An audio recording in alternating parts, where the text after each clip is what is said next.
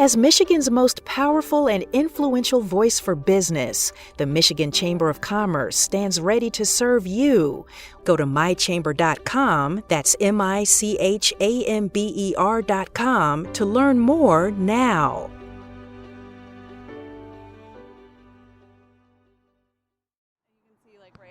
I think that was the auditorium.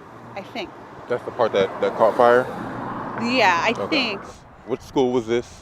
So this is Highland Park High School. Okay. In May, the former Highland Park High School building caught fire. Now, the damaged structure just serves as a sad reminder of a city's decline and the education system that went with it. There's no high school in the city. For the last 7 years, high school-aged kids here have had to attend school elsewhere, leaving parents to worry about long commutes for their kids.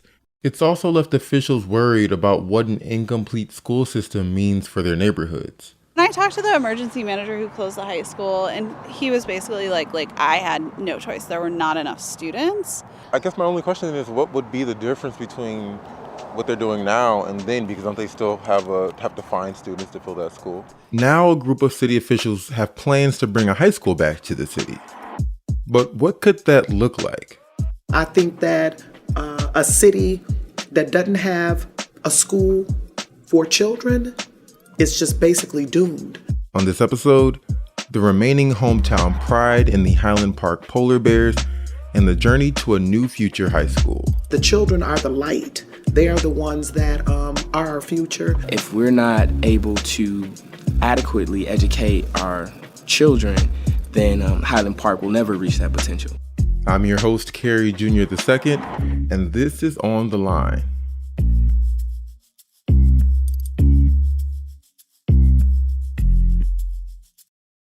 Hi, folks. My name is Lily Altavina. If you've listened to our podcast before, you probably know Lily Altavina pretty well. She's the educational equity reporter for the Detroit Free Press. This week, she joins us to talk about a city's enduring high school spirit. Welcome back, Lily. Good to talk with you again. We're going to delve into a city that's in Detroit, but technically it's not in Detroit, but it's also kind of in Detroit, Highland Park. Yeah, when you drive through Highland Park, you might not even realize that you're in Highland Park. Like, you might see the library, the city hall, but you may not know that you're actually in a suburb, kind of like exactly just like Hamtramck, that's just located in the middle of Detroit's limits. So Highland Park was once known as the city of trees. There are like a lot of trees in Highland Park. You know, if you could go down any of the residential streets, there were a lot of people who used to live in Highland Park because it was the site of the first assembly line. There was a Model T plant right on Woodward Avenue. It also served as home to the Chrysler Corporation headquarters for decades. It was basically a suburb smack dab in the middle of the city, an enclave for families, including the school district, was a big draw. Can we talk about what the current state of Highland Park's education system is? What's going on there? There's 2 schools total. So there's Barber Prep, which is the school authorized by the school district. It goes kindergarten through 8th grade, and they have roughly about 268 students. Then there's George Washington Carver Academy. That has nearly 400 students, and that also only goes up until about 8th grade. So 2 schools that no high school included in there. How did this happen? Even going back into the early 2000s, even earlier than that, enrollment was precipitously dropping in Highland Park. Like in the 90s, you'd still get sort of stories that were like Highland Park, visited by basketball star. In, the 2000s and the 2010s, you'd see stories like Highland Park, an economic freefall. And so that was the position in 2012. Highland Park schools had an $11 million deficit because enrollment in 6 years had gone from 3,200 students to 1,300 students. That's like they lost half their students, more than half. And Michigan funds districts on a per student basis. These days, that means when a student leaves, they take a baseline of $8,700 with them. But back to Lily and how Highland Park wound up here. A former school board member had been convicted of embezzling $200,000 from Highland Park schools. The state, and this wasn't unique to Highland Park, it was doing this all across Michigan and Flint and Benton Harbor, at different times appointed an emergency manager to take control of the locally appointed school board. And so the state quickly handed the reins of the school district over to a charter school management company. And from there, even more schools closed, more families left Highland Park. That flight just further decimated the school system in Highland Park. Also in play, there had been concerns with the quality of education in the district. What are family and community members feeling about the school district itself, the fact that there is no high school? Yeah, the parents I've talked to want a high school. I've talked to parents with students in older grades, and part of it is like a convenience factor. People at your door. Yeah, sorry, we're from the Detroit Free Press. Your mom invited us. Lily, Free Press photographer Drifu, Han, and I visited the home of Tisha Jordan in May. She's a Highland Park resident and a mother of teenage twin boys, Chase and Cody. Nice to meet you. Nice to meet you. Thank you so much for having us. We You're really welcome. appreciate you telling us. Tisha wishes kids in Highland Park had the same experience she did. Growing up on Detroit's east side, her elementary, middle, and high school were all within 4 miles of each other. It's important to note Black students are more likely to face long commutes, according to a 2018 report from the Urban Institute. And there have been concerns raised over the years about the impacts of these commutes on kids' well-being, among them sleep and exercise. For Tisha, the big concerns are the safety on the trip and the missing community. I went to Persia High School, I went to Greenfield Park Elementary School, that's in Detroit, and I went to Nolan Middle School off of 7 Mile and 75. My parents dropped me off.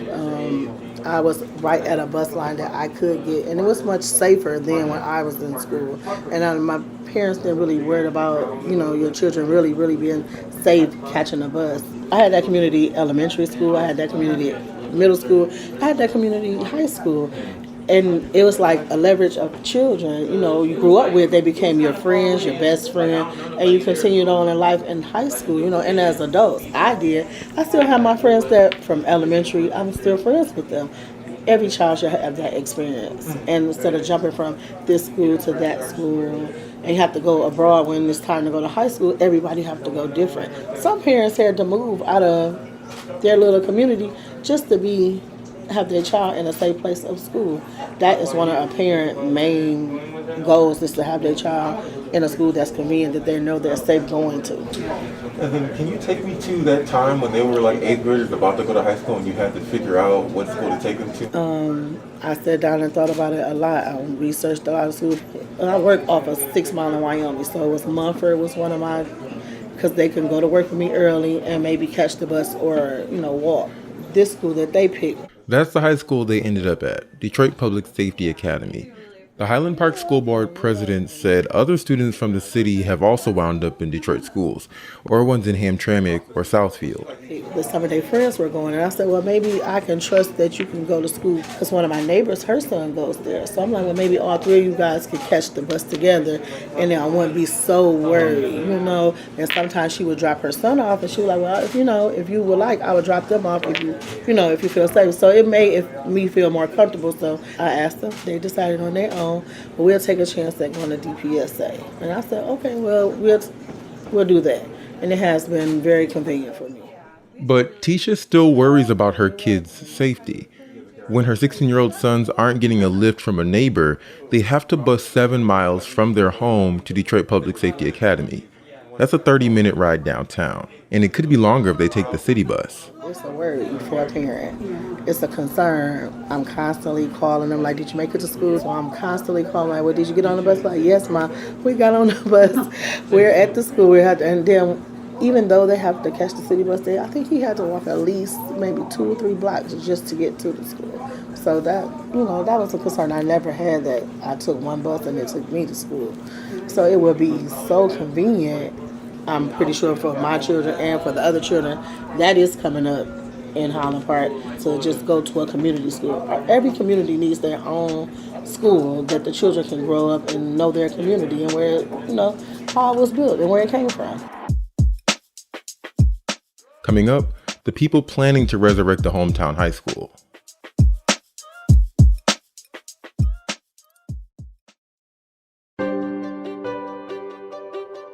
As Michigan's leading statewide business advocacy organization, the Michigan Chamber of Commerce is on the job every day standing up for job providers in the legislative, political, and legal arenas. We are the unified voice of thousands of members who employ over 1 million Michiganders. We work with trade associations and local chambers of commerce of every size and kind in all 83 counties of the state. We know business in Michigan. Learn more today about how we can protect, connect, and strengthen your business.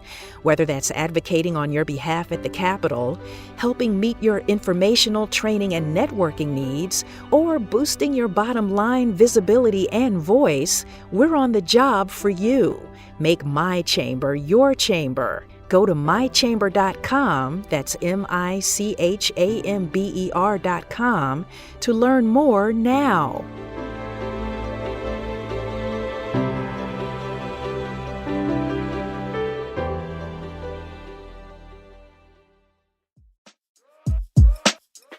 We're back talking with education equity reporter Lily Altavina about the state of Highland Park's education system and the people who have plans to change it.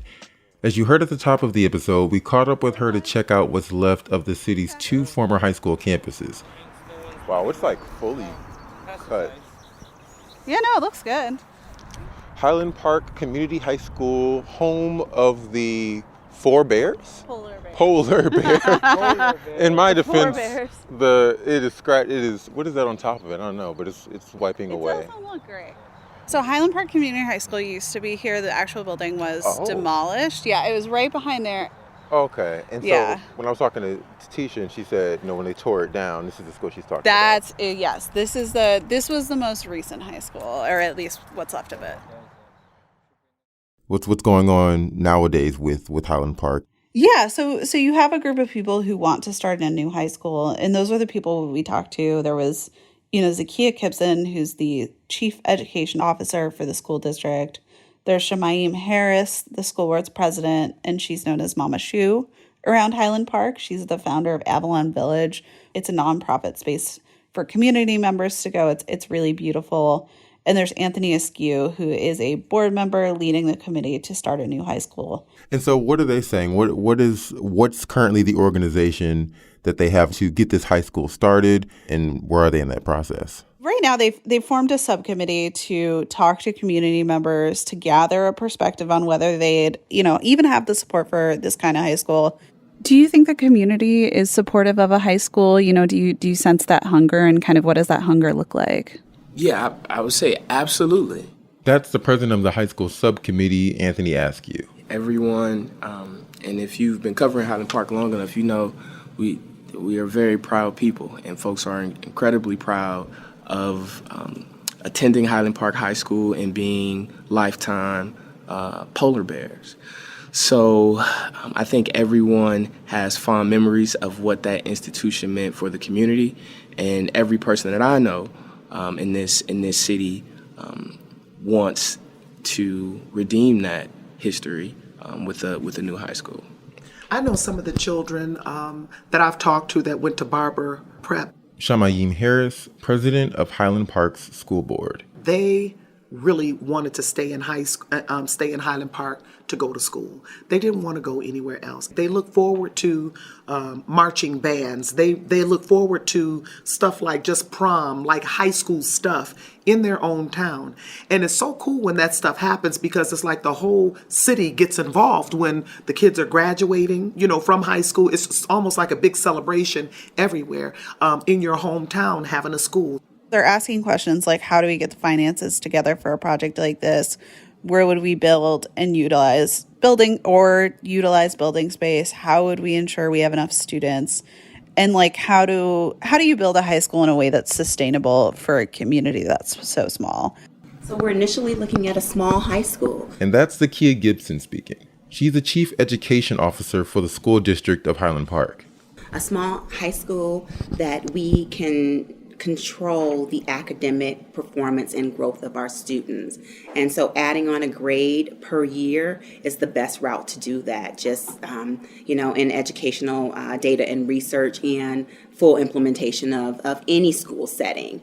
And that allows our teachers to grow with our students as well, because those teachers can move up with their ninth grade students, so forth and so on, and have the opportunity to learn through their 9th through 12th grade education. So a slow growth, a steady growth, and a proficient growth for our students.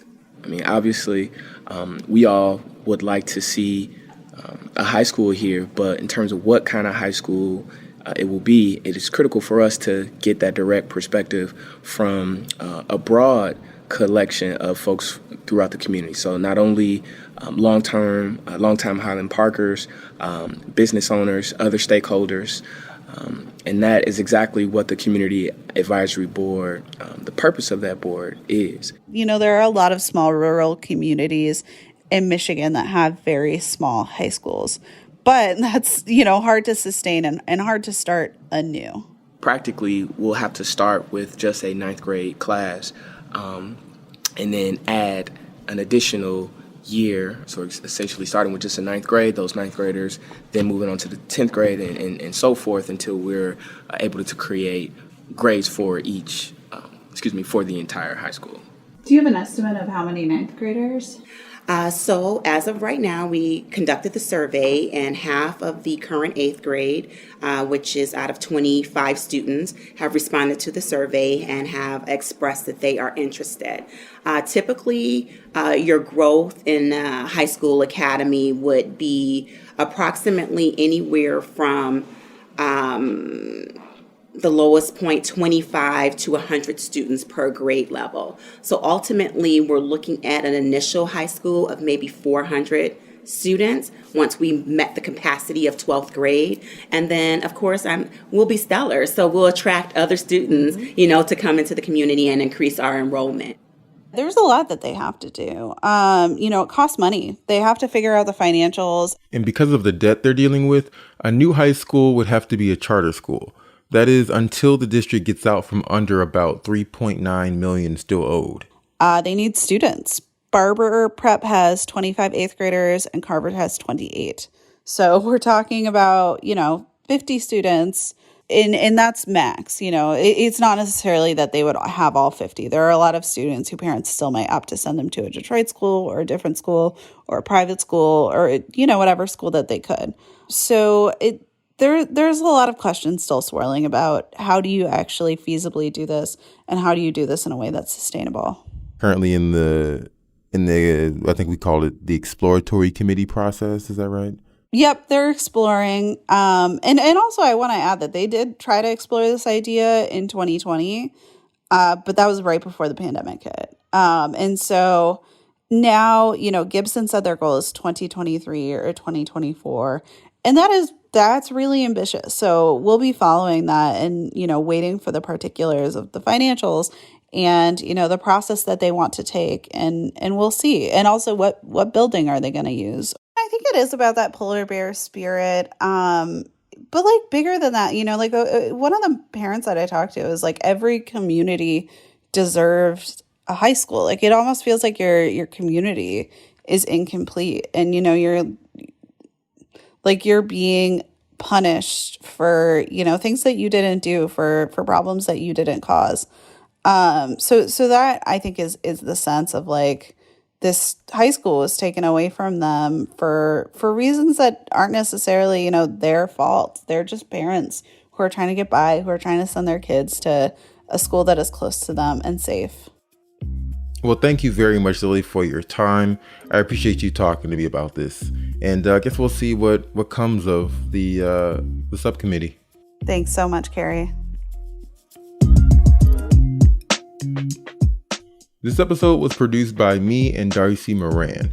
Anjanette Delgado and Marianne Struman are our executive producers, and Peter Bhatia is our editor.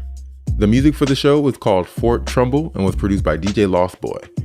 Thanks for listening, and please like the show, subscribe to the show, follow us, leave a comment, and don't forget to share it with your friends and family.